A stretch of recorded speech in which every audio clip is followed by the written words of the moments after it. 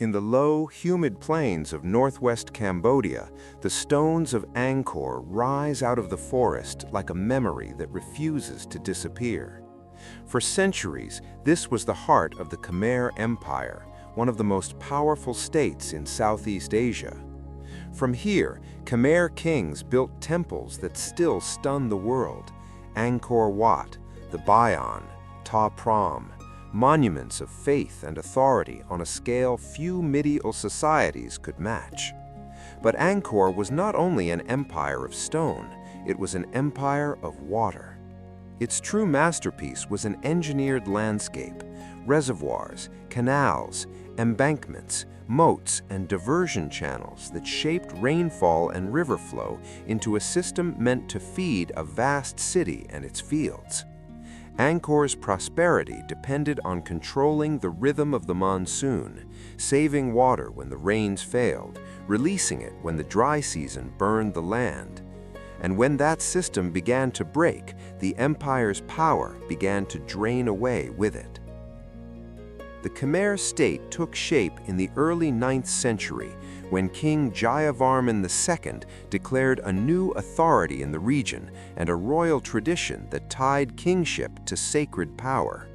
Over the generations, Angkor grew into a sprawling urban complex, more a network of neighborhoods, rice fields, and temple centers than a single walled city.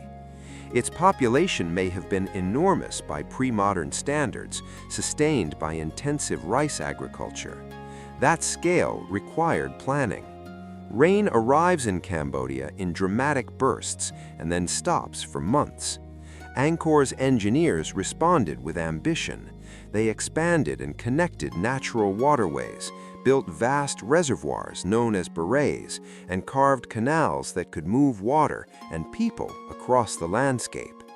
The West Baray, among the largest, is so wide it can feel like an inland sea. These projects were not decorative, they were survival. In a monsoon climate, water management is food security, and food security is political stability. The temples we remember were built into this watery machine. Angkor Wat, begun in the early 12th century under King Suryavarman II, was surrounded by a broad moat, both symbolic and practical. Later, in the late 12th and early 13th centuries, King Jayavarman VII reshaped Angkor again, building the walled city of Angkor Thom and the Bayon, and pushing construction across the region. Each monument demanded labor, stone, and steady supplies. Each required farmers to produce surplus rice, workers to maintain canals and embankments, and administrators to coordinate the flow of resources. Angkor's greatness was inseparable from its infrastructure.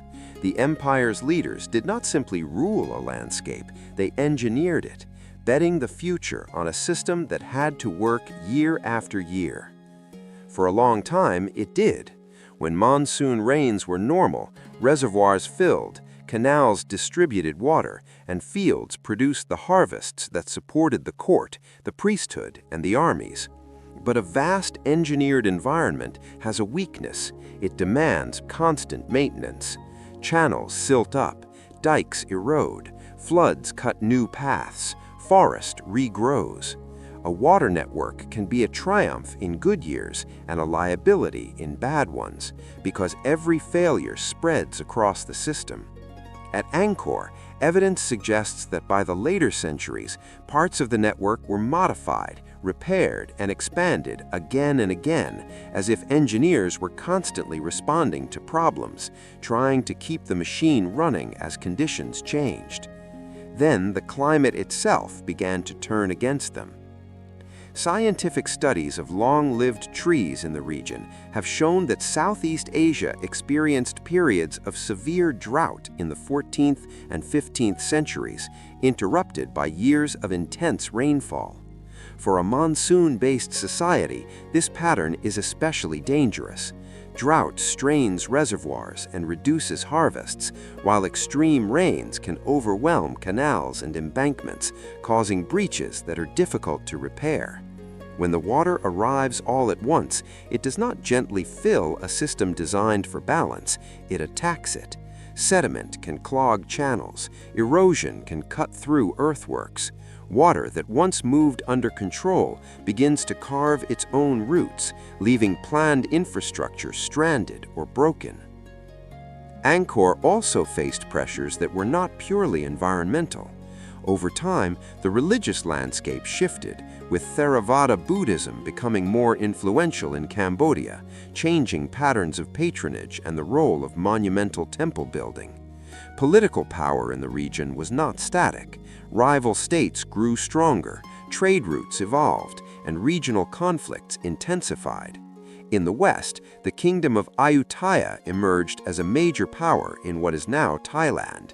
Angkor was attacked more than once, and in 1431, Ayutthayan forces captured Angkor. That event has often been treated as a dramatic ending, but history is rarely a single collapse in a single year. What followed looks less like an instant disappearance and more like a long, uneven relocation and transformation.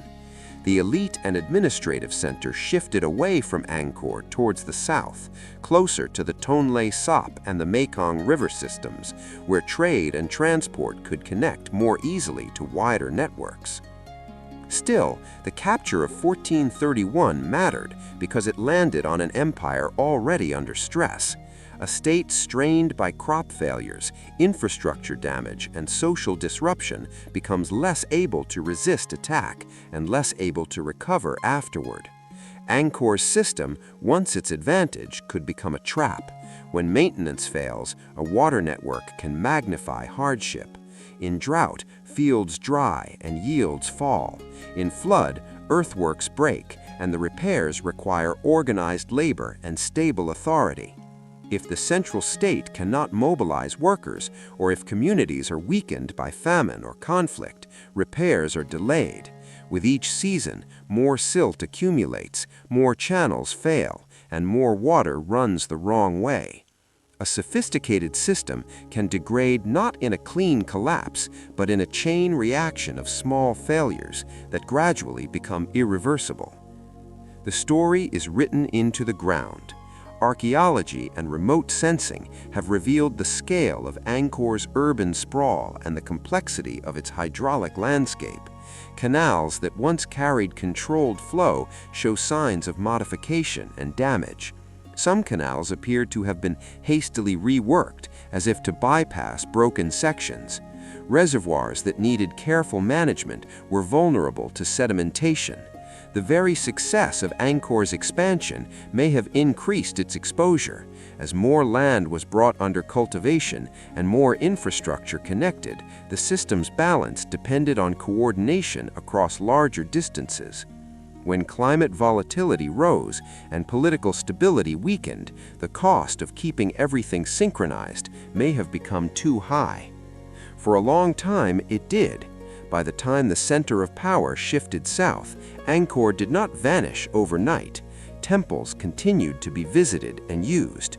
Monks lived among the ruins. Communities remained in the region. But the days of Angkor as the core of a massive centralized empire were over.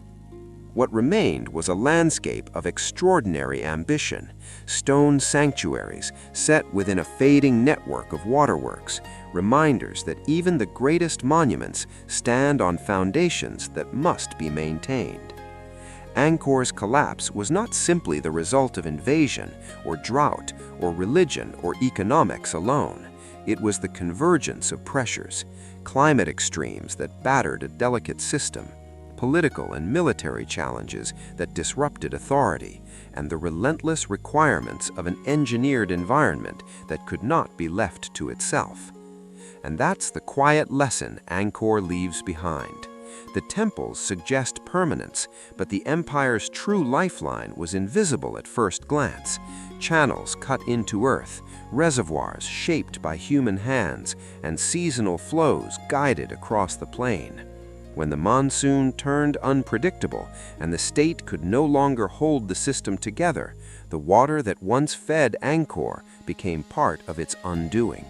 Not because water is an enemy, but because control is fragile. Angkor rose by mastering the monsoon, and it declined when that mastery slipped. One breached embankment, one clogged canal, one failed harvest at a time, until the center of gravity moved away and the forest began its slow return.